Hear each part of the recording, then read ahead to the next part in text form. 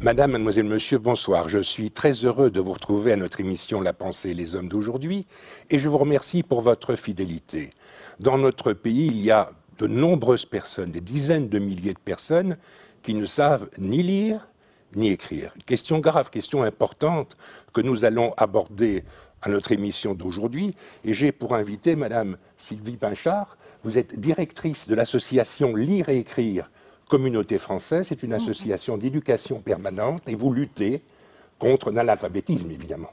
Oui, c'est ça. Donc, Lire et Écrire est un mouvement qui est composé de 11 ASBL, en fait, qui couvre tout le territoire de la communauté française.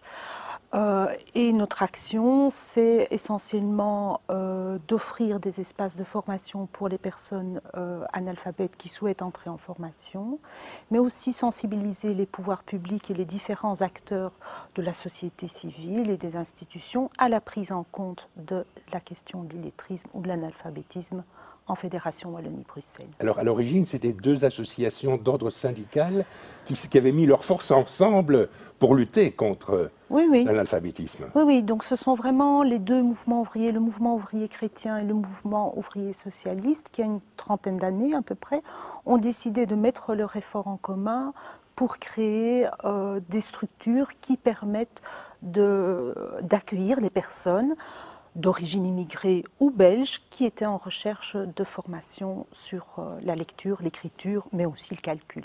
Alors peut-être deux nombres, combien de personnes favorisent l'apprentissage et combien de personnes suivent les apprentissages? Grosso modo. Voilà, oui, on n'a pas de chiffre précis de l'analphabétisme en communauté française de Belgique. On dit que c'est 10% de la population. Oui, c'est ça. C'est ce qui est énorme. Oui, donc 10% de la population adulte. Hein. Bien on ne sûr, parle pas des enfants qui n'ont pas encore appris.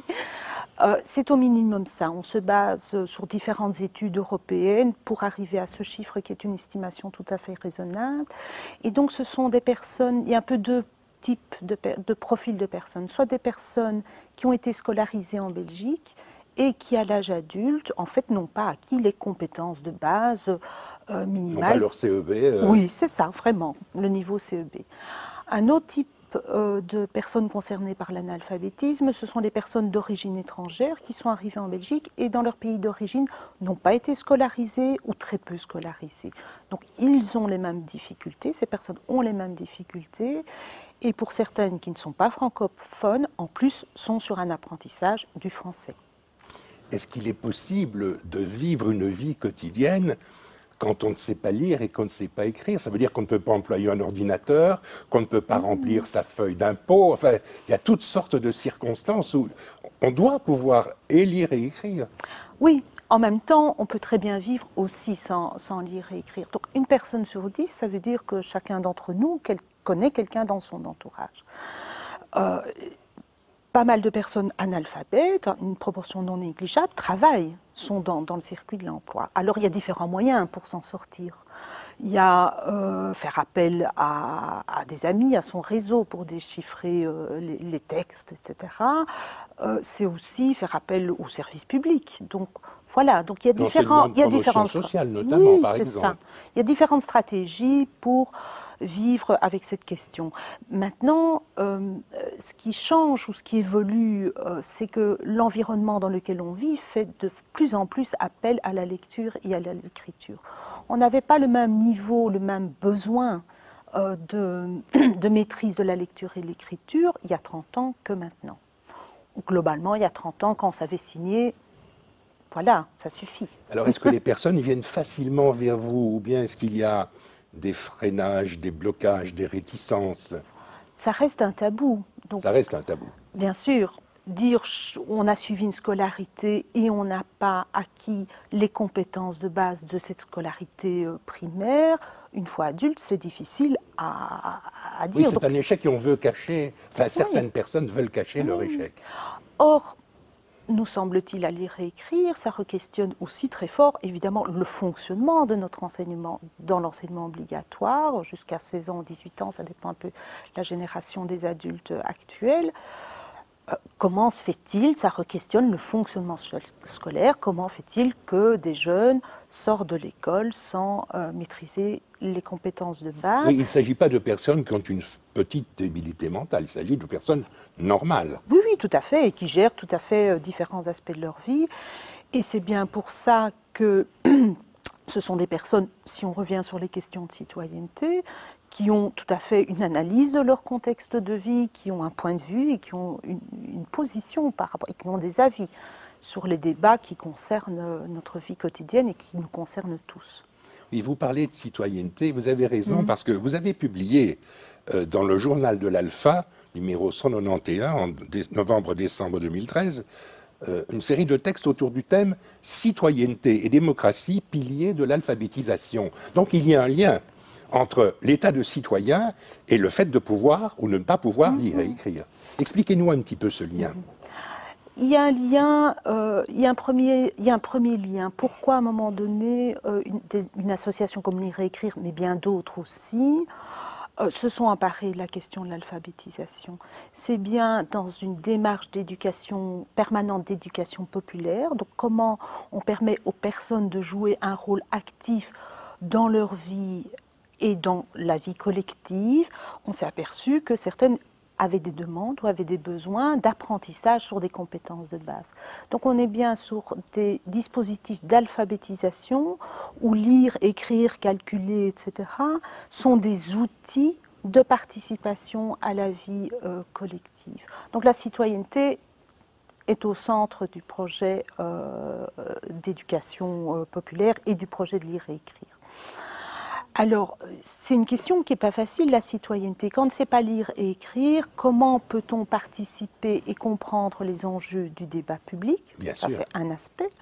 Que ce soit à travers du vote, hein, l'acte citoyen que tout le monde va faire maintenant. Oui, il est obligé, là. Là, Oui, on ne demande pas sur la vie au citoyen, oui. il doit voter. Il doit voter. Il ne doit pas nécessairement appartenir à un parti, une formation syndicale. Il doit voter, donc il doit s'informer pour voter. Oui. Je dirais, il doit s'informer avec la difficulté de la lecture et l'écriture, mais c'est la même démarche pour n'importe quel citoyen. Bien sûr. Est-ce que tout le monde lit le programme de tous les partis avant de voter? Voilà, donc il y a une démarche peut-être supplémentaire pour s'approprier les questions, mais globalement, la question traverse l'ensemble de la citoyenneté. L'autre aspect, c'est comment permettre aux personnes de comprendre les enjeux, les débats, mais c'est aussi au niveau du monde politique, comment est pris en compte cette question de l'analphabétisme.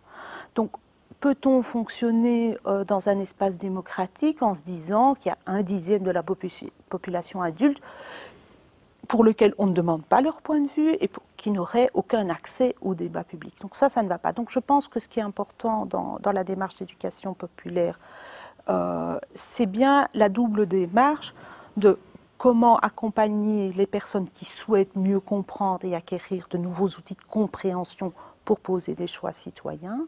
L'autre volet, c'est comment agir avec les différents responsables politiques et la société civile pour la prise en compte et la compréhension de l'analphabétisme.